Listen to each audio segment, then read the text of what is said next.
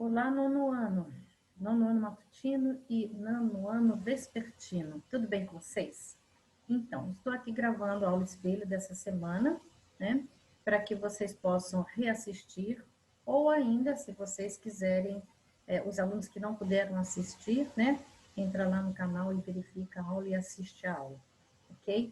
O importante é que todos vocês possam acompanhar aí o trabalho que a escola está desenvolvendo, o conteúdo que vocês têm que conhecer e trabalhar em cada disciplina.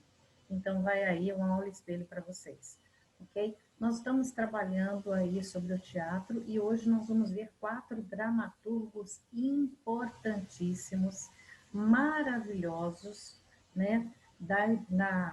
No cenário aí da dramaturgia, ok? Então, nós vamos compartilhar a página do livro. Escreva no seu caderno a data de hoje, a data da aula desta semana, né? Que é muito importante que você tenha isso registrado aí, ok? E vamos, então, para a página 78 do livro, que eu vou compartilhar aqui. Nós vamos lendo, comentando e explicando, ok? Então, vamos lá.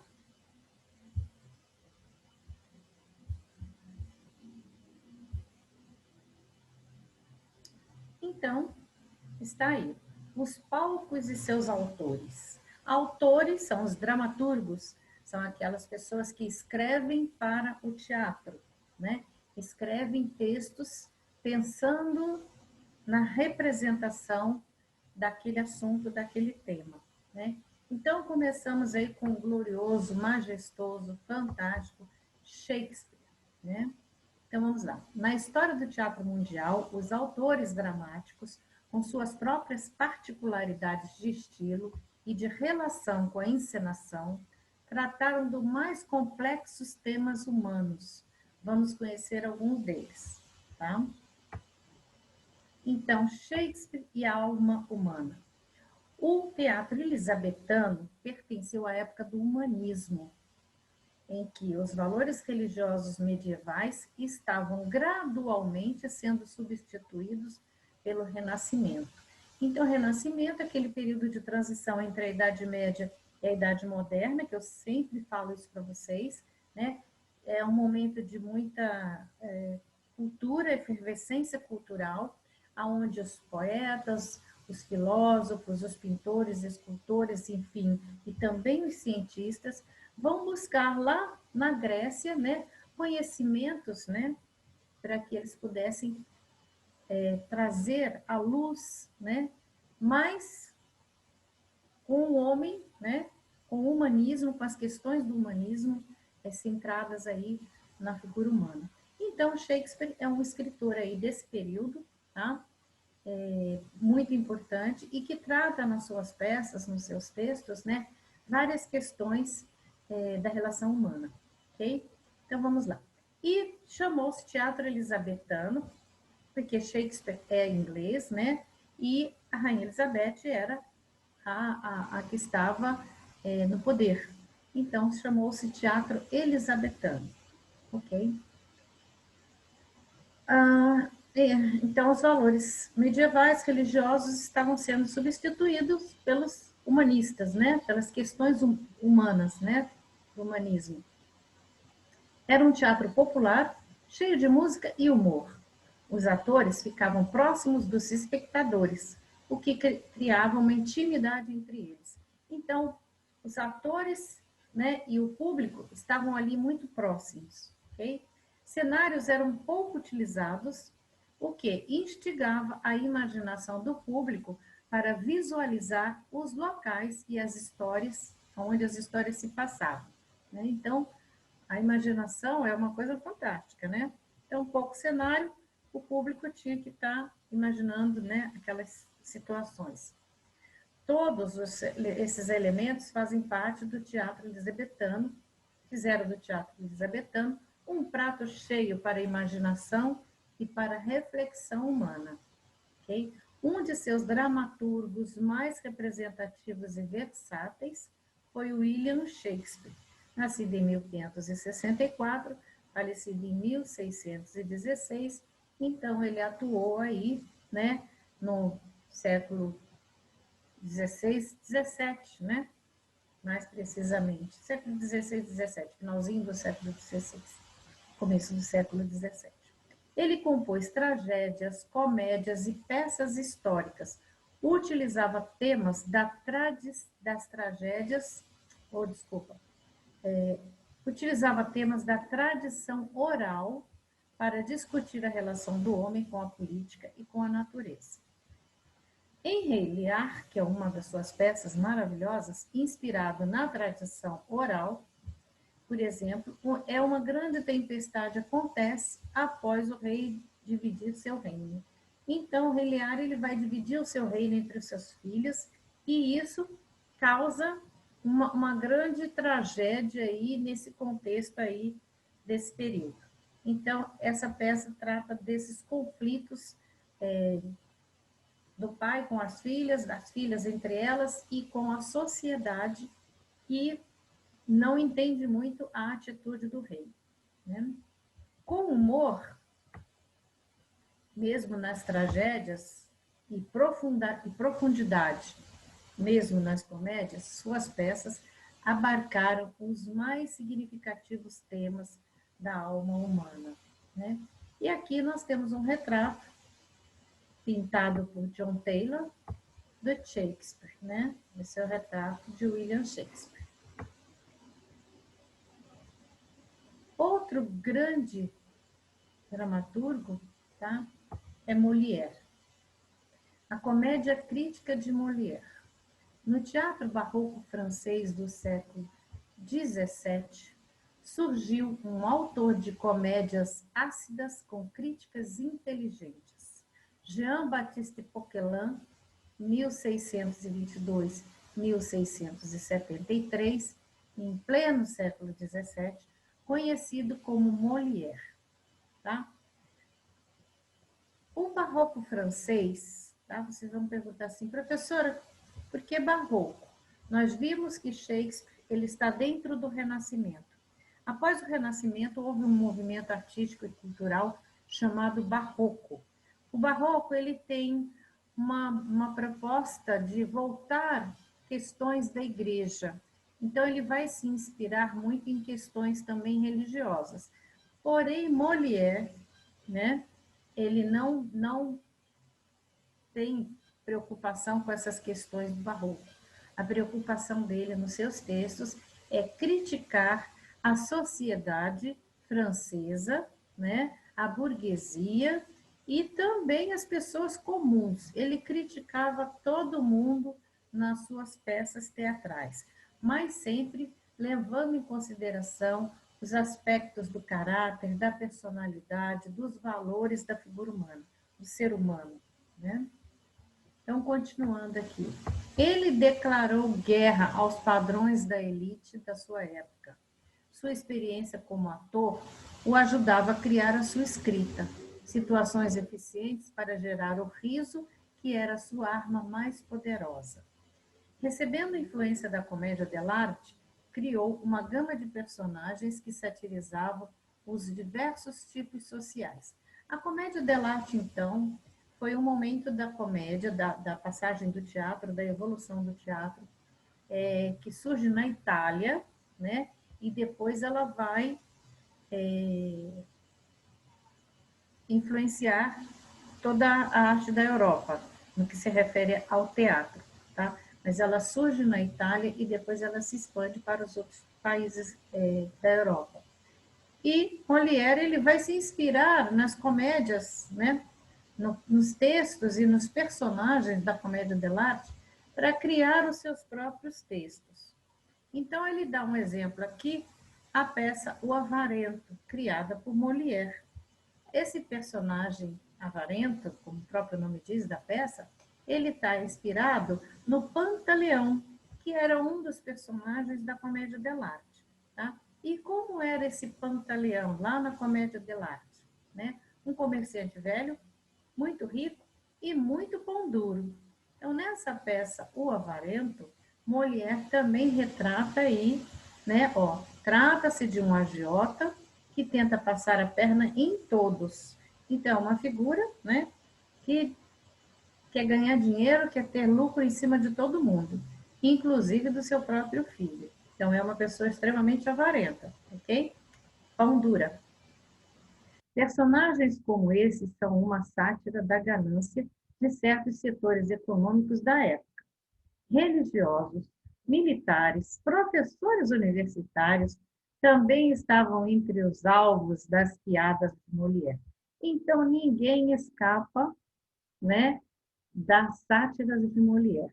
Na sociedade parisiense do século XVII, né, Molière atacou todos, principalmente a elite. E aí, então, aqui está um retrato, né, uma pintura de Molière, feita por James Oswald White. Oswald White, acho que é assim que se fala. Então, vamos lá conhecer mais dois importantíssimos dramaturgos. Samuel Beckett e o absurdo. Samuel Beckett, então, é um dramaturgo do teatro do absurdo, né? E o que foi o teatro do absurdo, tá? Após a Segunda Guerra Mundial, em pleno século XX, 1939 e 1945, foi a guerra. Então, após a Guerra Mundial, como estava a sociedade dos países, principalmente dos países envolvidos com aquela guerra? Uma sensação de angústia, um desespero, perderam muitas coisas, muitas pessoas queridas, né? Por muito tempo, esse clima triste e angustiante do pós-guerra esteve presente na Europa, né? E foi nesse contexto que o irlandês Samuel Beckett, nascido em 1906 e falecido em 1989, criou romances e espetáculos em que os sentimentos predominantes são a impotência do ser humano, o fracasso diante da vida ou diante de qualquer situação, a incapacidade de se expressar. Então, esses sentimentos sempre estavam presentes nas peças do Samuel Beckett e ele criou, então, aí o que se chamou de teatro do absurdo. Tá? É um gênero de teatro. Okay? Suas peças começam a acontecer, costumam acontecer, em lugares estranhos e inóspitos, mas tratam de situações cotidianas. O ambiente é estranho, é um ambiente diferente, tá? Absurdo, porém as situações são situações cotidianas, apresentadas de forma bem estranha, absurda, né? Ele usa do absurdo exatamente para trazer esses sentimentos aí nos seus personagens, tá? Então, a peça Esperando Godot, que é uma das peças mais representadas, tanto quanto Shakespeare, né? Tanto como Romeu e Julieta, é uma peça que foi traduzida em várias línguas, enfim, importantíssima do início aí desse período aí do século XX, né? Pós-guerra. Tá? Até hoje essa peça é muito representada aí por atores e por companhias teatrais de várias partes do mundo. Então vamos lá. Uma das suas peças mais famosas se passa num lugar deserto com uma única árvore no centro. Sua trama é simples. São dois personagens, né? Dois vagabundos que esperam alguém chamado Godot. Mas ele nunca chega. É uma peça sobre a angústia da espera. Não importa o que façam, Godot nunca chega. E enquanto ele não chegar, os dois homens continuarão ali a esperar, conversando, dialogando, enfim. E hoje nós estamos vivendo aí. Olha como o teatro, olha como a arte, né? Ela transpõe, né, o tempo, transpõe a localização, né?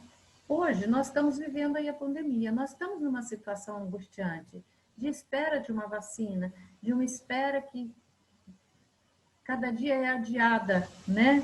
Um dia vai chegar, nós estamos aqui vivendo essa angústia da espera, né? Muitas vezes você também está vai a um cinema e está esperando um colega e o seu colega não chega e a hora de entrar no cinema está chegando. Então, esse texto dele é possível de ser vivenciado em diferentes situações, né? É belíssimo, é muito lindo, né? E mostra esse sofrimento que o ser humano passa quando ele está esperando alguma coisa. Então, vamos lá. O texto permite inúmeras interpretações. Quando Esperando Godot foi apresentado em San Quentin, uma prisão dos Estados Unidos, olha que bacana isso. Um dos prisioneiros se emocionou e afirmou que Godot era o lado de fora, a saída da prisão, aquilo que eles estavam ali esperando e nunca chegava.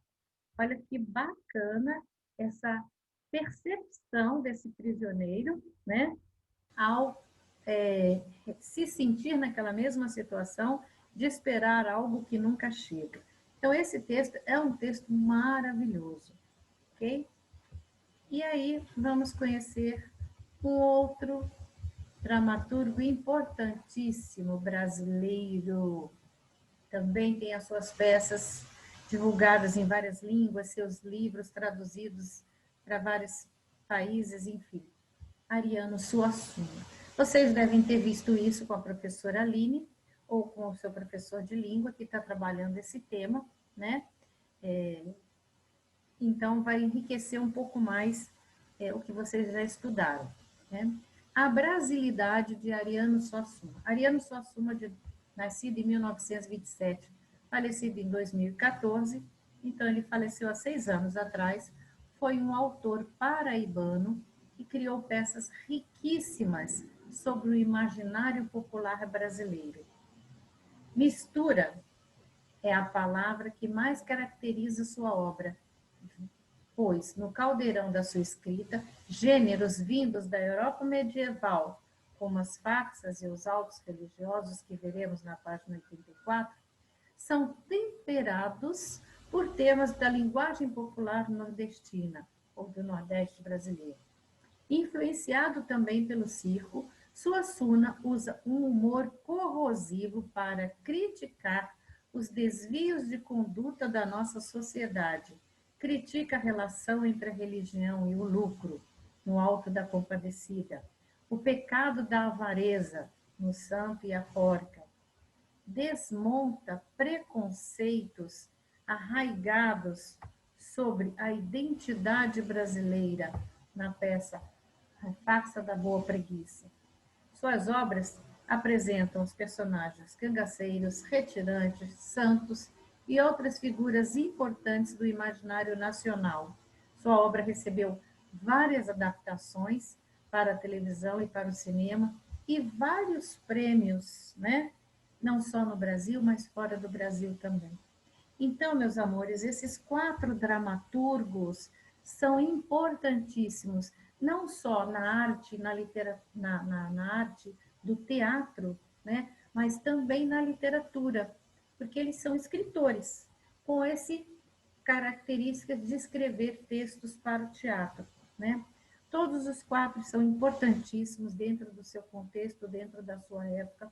Todos os 4, até hoje, são estudados, interpretados, adaptados, né, para peças em diferentes locais, países diferentes, línguas diferentes, contextos diferentes, né, mas são importantíssimos. E vale falar aqui também que todo o Enem, tá? E no ensino médio vocês vão ver sobre cada um deles, tá? Sempre tem alguma questão tratando de alguma particularidade ou do teatro ou da literatura desses 4 grandes nomes que nós vimos aqui. William Shakespeare, Molière, Samuel Beckett e Ariano Suassuna. Ok? Na página seguinte, mostra que eu achei muito feliz essa colocação do livro, onde ele apresenta, né, essa companhia teatral dessas meninas que fizeram a adaptação do Esperando Godot para crianças que estão em hospitais, porque elas começaram a trabalhar dentro de hospitais, né? Aquelas crianças que estão em tratamento, né? Hospitalizadas por algum motivo, e depois elas expandiram apresentando o trabalho delas em outras circunstâncias. Mas vamos conhecer um pouquinho sobre o trabalho dessas meninas, muito bacana, dessas grandes atrizes. Tá? A companhia chama-se Cialona de Retalhos. É a cena do espetáculo Esperando Godot. Okay? Um mesmo texto teatral pode ser ensinado das mais diversas formas. Mesmo textos difíceis, como os de Samuel Beckett, podem ser atualizados da maneira mais leve para o público infantil, por exemplo. Da maneira da parceria entre duas atrizes, Karina Prestupa e Thaís Póvoa, que trabalhavam juntas em um projeto hospitalar, surgiu a Cia Lona de Retalhos, enxergando na linguagem do palhaço a possibilidade de trabalhar com a investigação dramatúrgica voltada para o público infantil. A companhia elabora espetáculos que são baseados em grandes obras da dramaturgia universal, certo? E então, na peça Esperando Godot, as duas palhaças esperam por alguém que demora a chegar. Como o título sugere, a inspiração vem de Esperando Godot. E, no caso, elas colocaram Esperando Godot, já fazendo uma brincadeira aí, né? De Becker. O espetáculo segue um novo caminho e permite que as crianças se identifiquem com as atitudes dos personagens e se divirtam com as situações de uma longa espera. Então, assim como aquele prisioneiro se identificou com aquele texto, né? Godot é algo que está do lado de fora, né? A saída deles. Aqui, as crianças também acabam se identificando com esses personagens, com essas palhacinhas, né? E vão se divertir porque elas buscam tratar essa espera tão difícil de uma forma mais leve, de uma forma mais divertida, né? Desajeitadas e engraçadas, Chocolate e Batatinha preparam o ambiente que restou de um velho circo para receber o ilustre visitante, o tal Godot. E, enquanto esperam, inventam brincadeiras, armam a maior confusão e fazem da plateia cúmplice de todas as surpresas vivenciadas em cena. Então, elas tornam, né, aquela situação de espera uma coisa divertida, alegre, menos sofrida para as crianças. Aqui na página ao lado tem uma atividade que nós vamos fazer juntos, certo? Então, vamos lá. Nas páginas anteriores, você conheceu 4 importantes dramaturgos universais da dramaturgia universal. Leia as alternativas abaixo e ligue a descrição aos nomes das peças, do nome das peças aos seus respectivos autores. Escritas num período histórico turbulento, peças como Fim de Partida, Dias Felizes e Esperando Godot tratam das angústias universais, a partir de situações do cotidiano. Então, Esperando Godot, Samuel Becker. Então, podem lá ligar o nome da peça ao Samuel. O uso de poucos cenários possibilitava que as suas peças, como Romeu e Julieta, estimulassem a imaginação do espectador. Peças como Rei Lear e Macbeth também tratam de assuntos políticos. Falou em Rei Lear, falou em Romeu e Julieta, Macbeth também é um texto muito lindo, William Shakespeare. Então, sinalizem aí uma setinha para William Shakespeare.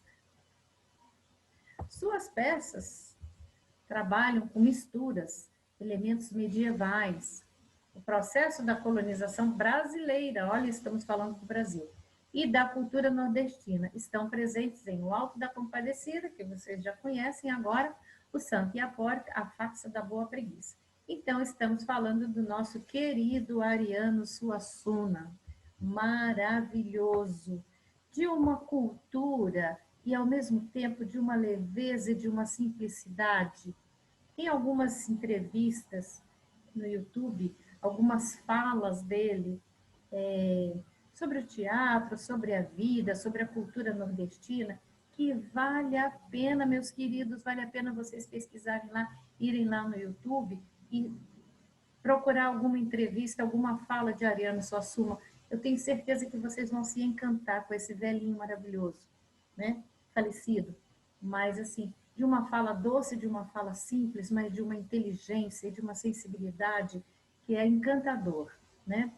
E o último quadrinho, em O Tartufo, o autor critica a hipocrisia religiosa em O Doente Imaginário, satiriza a medicina em O Avarento, critica a ganância dos agiotas. Apesar de bastantes críticas, todas essas peças apresentam forte inspiração na comédia dell'arte. Então, estamos falando de Molière. Então, liguem lá ao dramaturgo Molière, aqui de vermelho. Ok? Então, muito simples, dá para identificar perfeitamente cada um deles.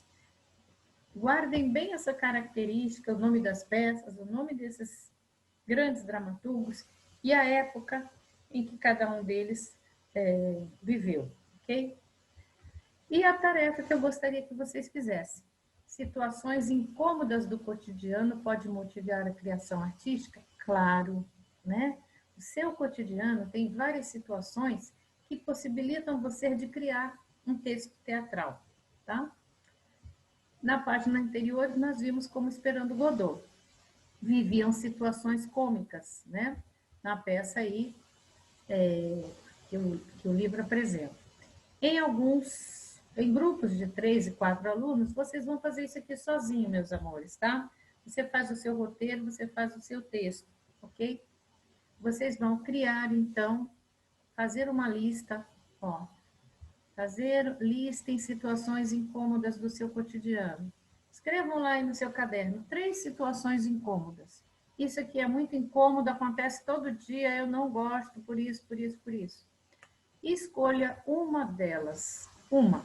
E aí você vai fazer um pequeno roteiro teatral, né?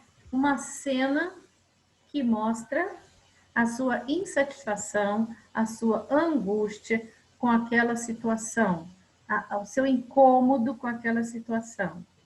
Pode ser o uso da máscara, pode ser não ir para a escola, pode ser ter que, já que você está em casa, você está sendo mais requisitado para a sua família fazer isso ou fazer aquilo, enfim, de forma engraçada, de forma cômica ou meia dramática, né? Você pode fazer o seu roteiro aí, de uma página, bem elaborado, escritas bacana, diálogo bacana, crie mais 1 ou 2 personagens imaginários, tá? E criem o seu texto aí.